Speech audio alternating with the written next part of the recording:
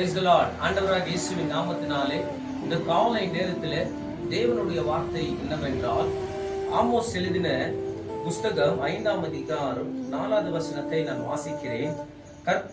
கர்த்தரை தேடுங்கள், அப்பொழுது பிழைப்பீர்கள். ஆமா, அருமையான தேவனுடைய பிள்ளைகளை, கர்த்தரை தேடுங்கள், அப்பொழுது நீங்கள் பிழைப்பீர்கள்.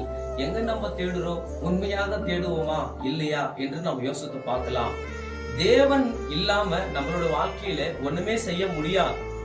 தேவன் நம்மளோடு கூட இருந்தால் நம்மளோட வாழ்க்கையில பெரிய காரியங்களை நம்ம செய்யலாம்.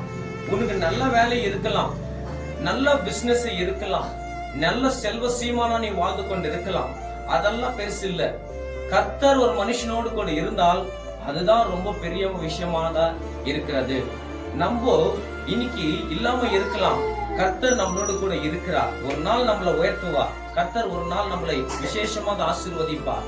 கர்த்தரை நம்ம தேடிக்கொண்டு இருக்கிறோம், அவருடைய வழியில நம்ம நடந்து கொண்டு இருக்கிறோம். இன்னைக்கு வார்த்தை சொல்லிக் கொண்டு இருக்கிறது, அவரை தேடுங்கள், அப்பொழுது நீங்கள் பிழைப்பீர்கள். ஆமா, அருமையான தேவனுடைய பிள்ளைகளை, வெறும் சண்டே வந்து ஒரு 1.5 hour வந்து இந்த இடத்துல துதிக்கிறது அல்ல, சபைக்கு போறது அல்ல, வெறும் ஞாயிற்றுக்கிழமை கிறிஸ்துவங்களா இருக்கக்கூடாது.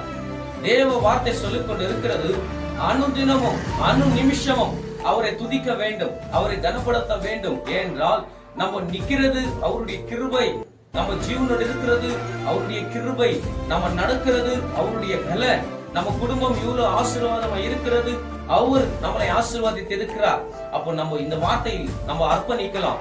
கர்த்தரை உண்மையாக நம்ம தேடலாம், கர்த்தரை உண்மையாக நம்மளோட வாழ்க்கை அர்ப்பணிக்கலாம். கர்த்தர் நம்மளை விசேஷமாக ஆசீர்வதிப்பாராக.